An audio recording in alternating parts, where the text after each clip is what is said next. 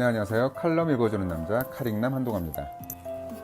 오늘의 한동화의 생생별국 시작하겠습니다. 오늘의 주제는 베개자국입니다. 오래가는 얼굴의 베개자국은 노화의 징조다. 한번 살펴볼까요?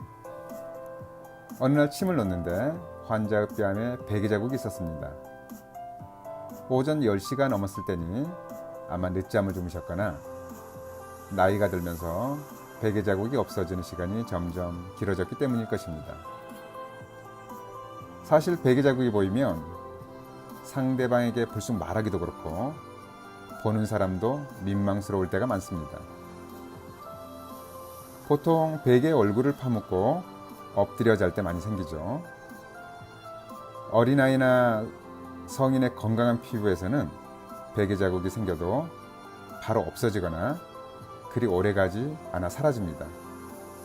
문제는 나이가 먹을수록 베개자국은 마치 찰흙에 새겨놓은 무늬처럼 사라지지 않고 오래간다는 것입니다.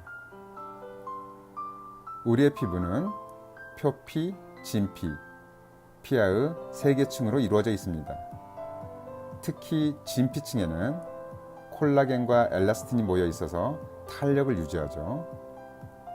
건물에 비유하자면 콜라겐은 형태를 이루는 구조물이며 엘라스틴은 구조물들 사이를 묶어주는 단단한 줄과 같습니다. 이 두 가지 모두 피부 탄력에 있어서는 없어선 안 되는 성분들입니다. 베개자국이 나타나는 데는 여러 가지 원인이 있습니다. 가장 큰 원인은 피부 탄력의 저하입니다. 나이가 들수록 콜라겐과 엘라스틴 생성이 줄어들기 때문이죠.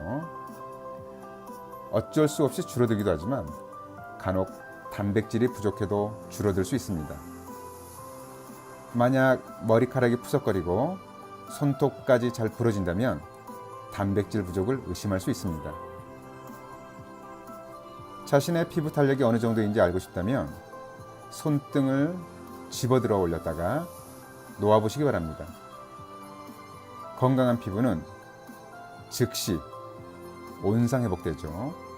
하지만 나이가 들면서 피부 탄력이 떨어졌거나 탈수가 심한 경우는 수초 동안 서서히 회복되거나 심지어 회복되는데 1분 이상 걸리기도 합니다. 베개자국의 또 다른 원인은 부종입니다. 자는 동안 얼굴이 붓는 경우에도 베개자국이 잘 나타납니다. 마치 다리가 많이 붓는 경우에 양말 자국이 잘 생기는 것과 같은 이치입니다. 콩팥질환 환자도 정강이 피부를 눌러보면 밀가루 반죽처럼 움푹 들어갔다 머물러 있기도 하고 서서히 회복되기도 합니다. 베개자국 중에서도 단순 부종에 의한 베개자국은 활동을 하면서 중력의 영향으로 얼굴 붓기가 금방 빠지기 때문에 비교적 쉽게 없어집니다. 일반적인 베개자국은 움푹 파인 모양이죠. 하지만 간혹 베개자국이 볼록하게 부푼 경우가 있습니다. 이는 두드러기의 일종인 피부 묘기증일 가능성이 높습니다.